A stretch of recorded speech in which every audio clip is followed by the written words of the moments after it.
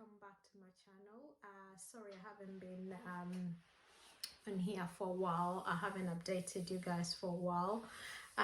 For those who watch my previous videos, thank you, and for the new subscribers or anyone new who is joining us today, welcome. So I'm Emma, and basically what I did, I just started recording and just recording my journey.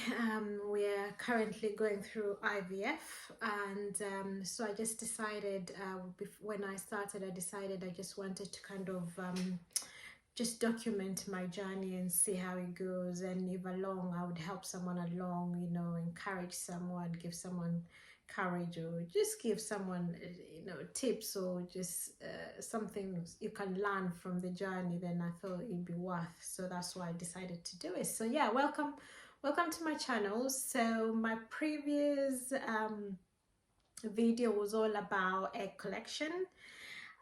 So I kind of updated you how my egg collection went. So we had 7 eggs that were collected that day, and that was really good. And then we followed, there was some really good news the following day after fertilization, where they told us all the 7 eggs had fertilized. That was just incredible when we got those news. And I remember the nurse saying to us no, sorry, the embryologist, not the nurse, the embryologist saying to us that's very, very unusual, because normally it's not all of them fertilized, but we were using ICSI. If you remember from, or if you haven't watched, or if you remember from my previous videos, ICSI is where they do intracytoplasmic fertilization. So they literally inject the sperm into the eggs. So we were really lucky that all 7 eggs were fertilized. So basically, the more eggs are fertilized, the better, because usually not all of them reach the end, but you know, so if you have many, you've got more options. So yeah, so we got that news, and then so that was Saturday. And then you have, so what they do is they try and mimic your ovulation cycle, or the normal monthly cycle. So if you ovulated and you had a natural fertilization, it would take at least 5 days for your eggs to travel through the fallopian tube all the way down before it's released into your uterus for implantation. And that's what they try and mimic in IVF. So day 0 was the day we had our eggs collected and fertilized. They were fertilized on the very same day. So that's day 0. So day 1 is the following day, when the embryologist called us and told us that all 7 were fertilized. So they'll count all the way to day 5, and it takes 5 days for it to travel. So it also depends on how your egg, the quality of your eggs, how many eggs, and the quality of your eggs.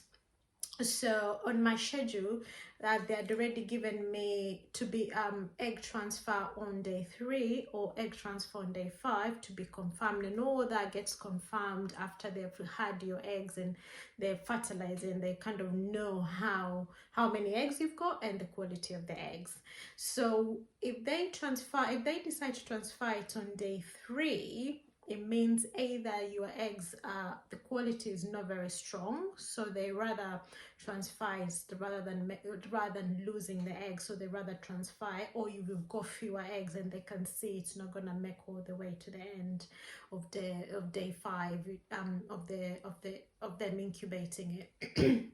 So for us, we were lucky because we had strong eggs and they were very healthy, and we had lots of them that were fertilized. So we went, the embryologist told us it was likely they were going to have it transferred on day 5.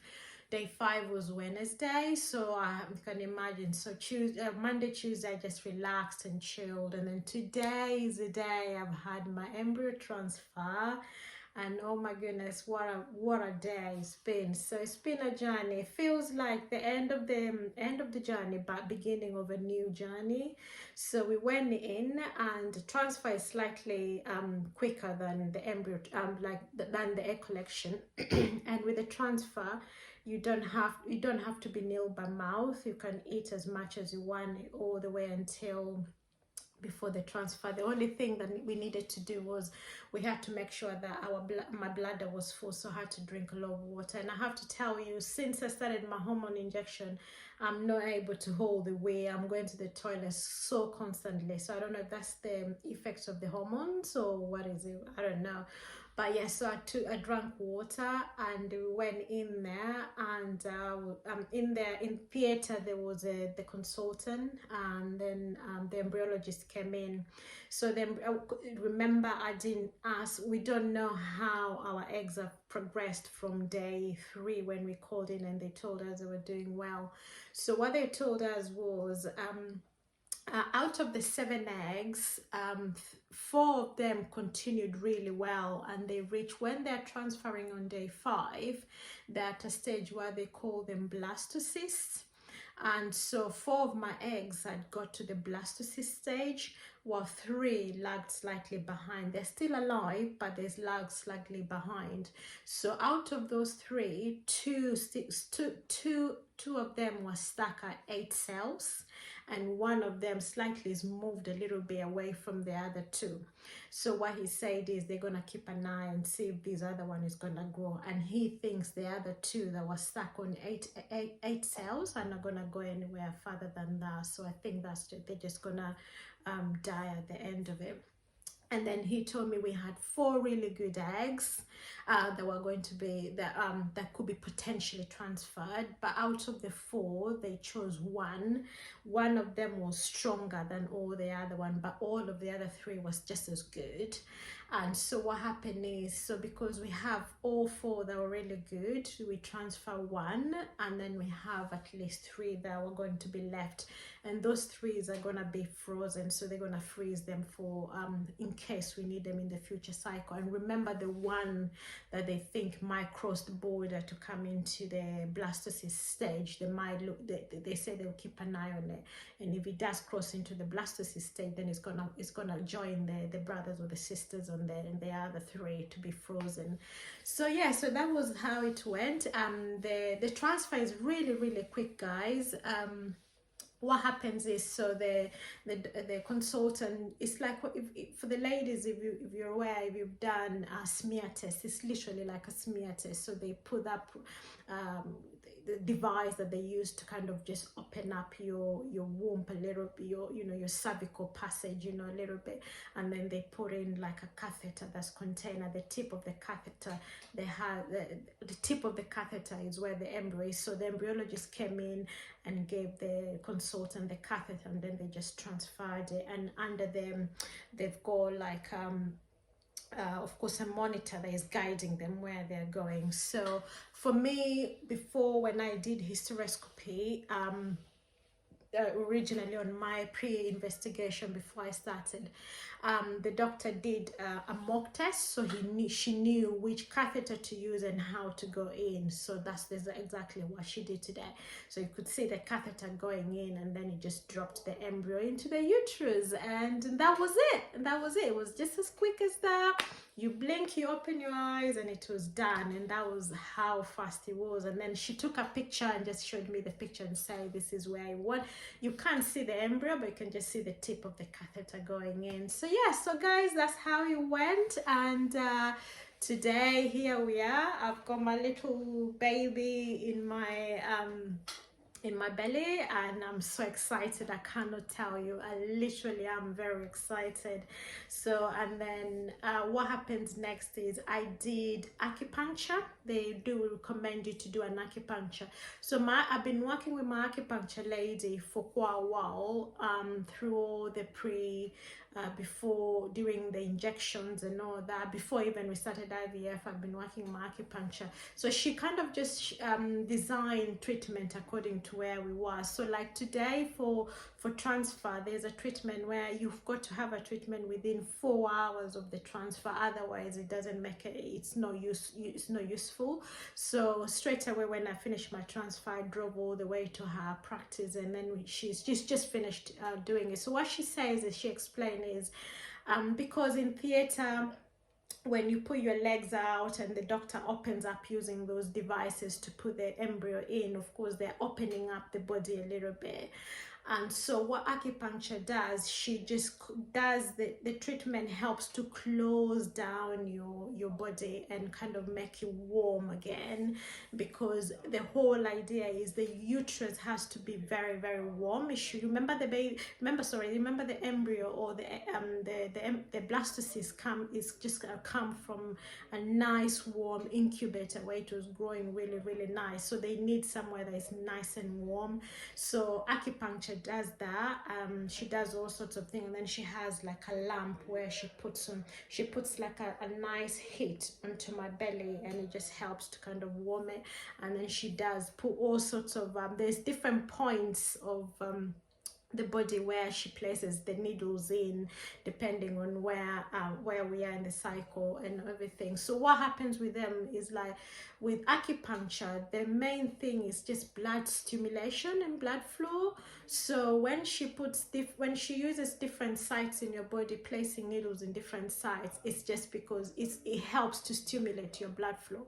And with being pregnant, or when you're pregnant, you need all the blood flow flowing into your uterus just to nourish. And especially for now, where we've just had implantation, we need that baby, we need that embryo to burrow into my uterus so that it can start growing. So that's just stimulating all the blood flow, making it all nourished with everything. And of course, eating all the good stuff, eating good fruits, making sure your diet is balanced and all that stuff. So all that together is just to increase your chances. And I've always just decided I'm gonna do anything that increases my chances of having a successful pregnancy. So that's where we are, guys. So having acupuncture is a very good part of it.